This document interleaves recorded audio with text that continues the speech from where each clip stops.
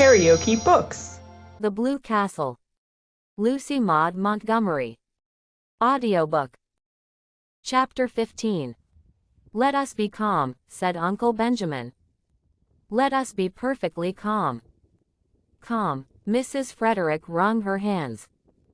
How can I be calm? How could anybody be calm under such a disgrace as this? Why in the world did you let her go? Asked Uncle James. Let her. How could I stop her, James? It seems she packed the big valise and sent it away with Roaring Abel when he went home after supper, while Christine and I were out in the kitchen. Then Doss herself came down with her little satchel, dressed in her green serge suit. I felt a terrible premonition. I can't tell you how it was, but I seemed to know that Doss was going to do something dreadful. It's a pity you couldn't have had your premonition a little sooner, said Uncle Benjamin dryly. I said, Doss, where are you going? And she said, I am going to look for my blue castle.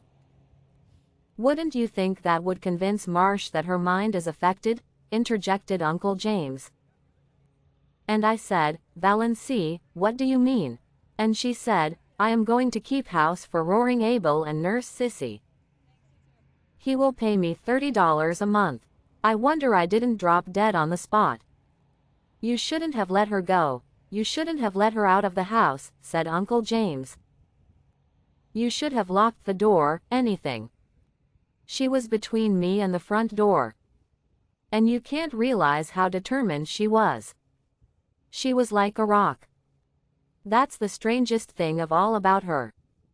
She used to be so good and obedient, and now she's neither to hold nor bind. But I said everything I could think of to bring her to her senses. I asked her if she had no regard for her reputation. I said to her solemnly, Doss, when a woman's reputation is once smirched, nothing can ever make it spotless again. Your character will be gone forever if you go to Roaring Abel's to wait on a bad girl like Sis Gay. And she said, I don't believe Sissy was a bad girl, but I don't care if she was. Those were her very words, I don't care if she was. She has lost all sense of decency, exploded Uncle Benjamin. Sissy Gay is dying, she said, and it's a shame and disgrace that she is dying in a Christian community with no one to do anything for her. Whatever she's been or done, she's a human being. Well, you know, when it comes to that, I suppose she is, said Uncle James with the air of one making a splendid concession. I asked Doss if she had no regard for appearances. She said, I've been keeping up appearances all my life. Now I'm going in for realities. Appearances can go hang, go hang. An outrageous thing, said Uncle Benjamin violently. An outrageous thing. Which relieved his feelings, but didn't help anyone else. Mrs. Frederick wept. Cousin Stickles took up the refrain between her moans of despair. I told her, we both told her, that Roaring Abel had certainly killed his wife in one of his drunken rages and would kill her. She laughed and said, I'm not afraid of Roaring Abel. He won't kill me, and he's too old for me to be afraid of his gallantries. What did she mean? What are gallantries? Mrs. Frederick saw that she must stop crying if she wanted to regain control of the conversation. I said to her, Valency, if you have no regard for your own reputation and your family's standing, have you none for my feelings?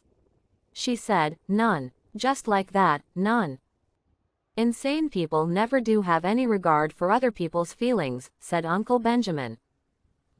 That's one of the symptoms. I broke out into tears then, and she said, Come now, Mother, be a good sport. I'm going to do an act of Christian charity, and as for the damage it will do my reputation, why, you know I haven't any matrimonial chances anyhow, so what does it matter? And with that she turned and went out. The last words I said to her, said Cousin Stickles pathetically, were, who will rub my back at nights now? And she said, but no, I cannot repeat it. Nonsense, said Uncle Benjamin. Out with it. This is no time to be squeamish. she said. Cousin Stickles' voice was little more than a whisper. She said, "Oh, darn. To think I should have lived to hear my daughter swearing," sobbed Mrs. Frederick. It was only imitation swearing," faltered Cousin Stickles, desirous of smoothing things over now that the worst was out. But she had never told about the banister. "It will be only a step from that to real swearing," said Uncle James sternly. "The worst of this," Mrs. Frederick hunted for a dry spot on her handkerchief, "is that everyone will know now that she is deranged. We can't keep it a secret any longer. Oh, I cannot bear it." "You should have been stricter with her when she was young," said Uncle Benjamin. "I don't see how I could have been," said Mrs. Frederick, truthfully enough.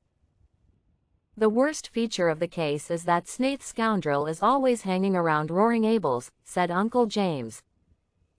"I shall be thankful if nothing worse comes of this mad freak than a few weeks at Roaring Abel's. Sissy Gay can't live much longer.